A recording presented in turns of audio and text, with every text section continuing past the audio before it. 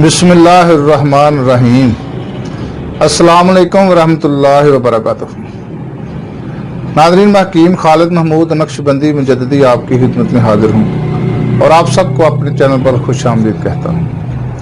नाज़रीन, YouTube channel को subscribe करें और बेल आइकन को ज़रूर दबाएं ताकि आपको हर रोज़ नई वीडियो मिल सके।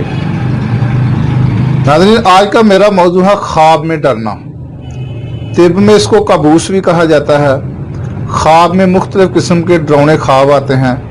ये एक नींद की हालत होती है जिसमें मुख्तलिफ किस्म के डरावने चेहरे, डरावनी ख्वाब और कई दफ़ा आदमी इसमें डर भी जाता है और मुख्तलिफ डरावनी सूरतें नज़र आती हैं और ऐसे महसूस होता है जैसे किसी ने ऊपर से सीना दबा दिया हो, और कोई ऐसे भी महसूस होता है कि जैसे सीने पर कुछ चढ़ा हुआ है, इतना दबाव महसूस होता है। और इसकी वजह क्या है, इसकी अलामात क्या है, इसका इलाज क्या है, परहेज भी मैं आपको बताऊंगा।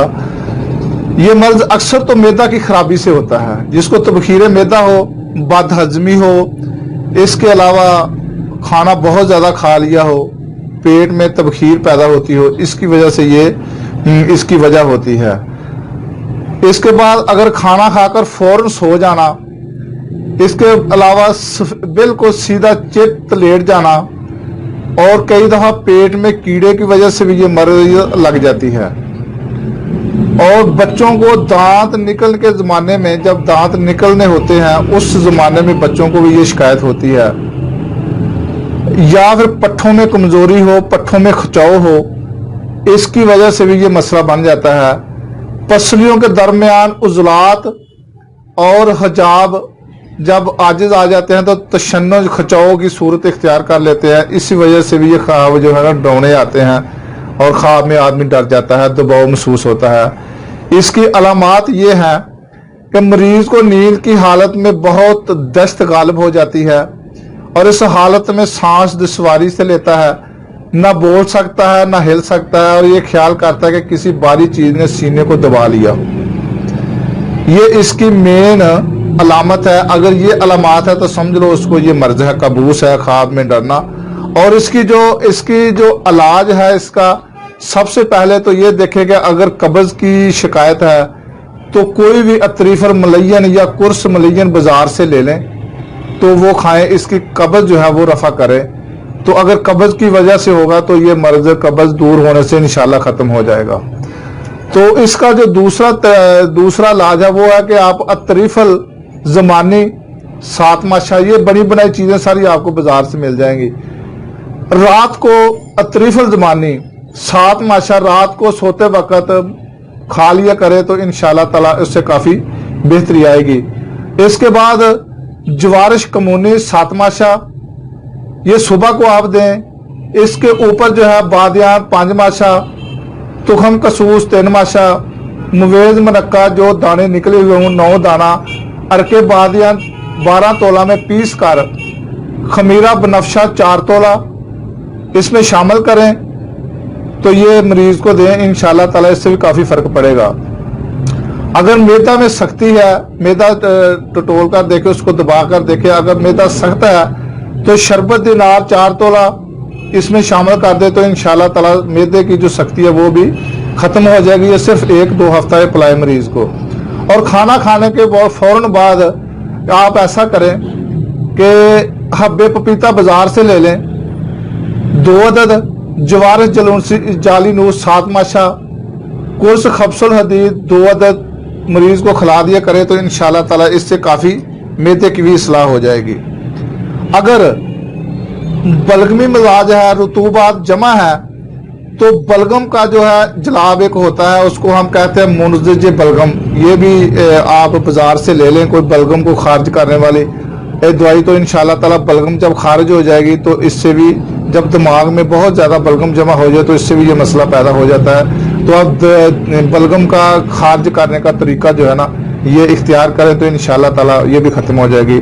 अगर सुदा की ज़्यादती है तो सुदा का तनकिया करें, चंद यौम ये खिलाएं। इसके बाद आप दिमाग मैदा को साफ रखें। अगर मैदे में किरम है, कीड़े हैं, तो इसके लिए कमीला 1 माशा, गुलकंद 2 माशा में मिलाकर चंद यौम खिलाएं तो इंशाल्लाह ताला उसके कीड़े जो है ना वो खारिज हो जाएंगे।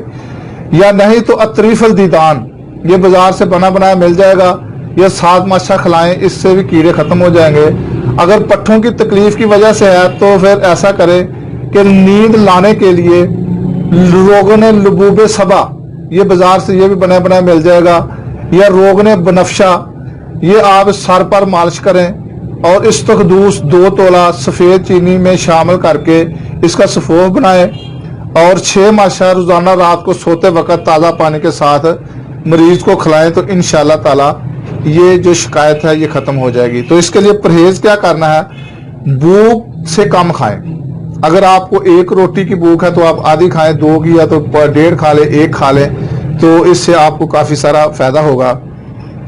खाना खाने के फौरन बाद चहलकदमी ज़रूर किया करें। इसके बाद ग़िज़ा से जो है वो ग़िज़ा जो होगी वो जो है ना वो हरकत में आ जाएगी और हज़म जल्दी हो जाएगी।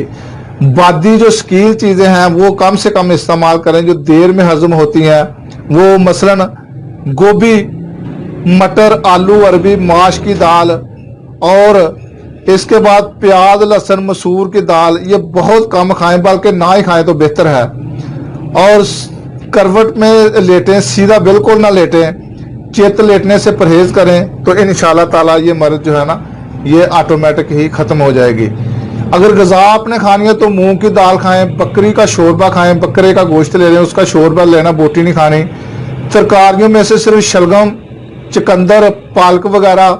चपाती जो आपने लेनी है, जो बेसनी लेनी है, बेसन, चने, जौ और गंदम का आटा मिक्स कर लें और बगैर छिने आटे की रोटी खाएं। इसके बाद देसी चूजे का शोरबा भी आप खा सकते हैं। पुदीने की चटनी भी उसमें ज़ीरा शामिल करके इस्तेमाल कर सकते हैं। खाना खाने के बाद आप मुरब्बा जंजबील, जो जंजबील मुरब्बा उसको कहा जाता है, जिसको हम सूंड भी कहते हैं और अदरक भी कहते हैं, ये इसका मुरब्बा भी बाजार से मिल जाता है। ये खाना खाने के बाद इस्तेमाल करें तो ये आप इससे परहेज करेंगे तो इसका जो मेन परहेज भी, अगर तबखीर बहुत ज़्यादा बनती है तो जब भी मैदा मांगे इसको खाली नहीं छोड़ना, थोड़े थोड़े वक्फे के बाद भी अगर मैदा मांगता है तो इसको गुज़ार देते रहना है, तो इंशाल्लाह ताला ये मर्ज ठीक हो जाएगा। और अगली वीडियो तक के लिए इजाज़त दें। खुदा हाफिज़। अस्सलाम वालेकुम रहमतुल्लाहि व बरकातहू।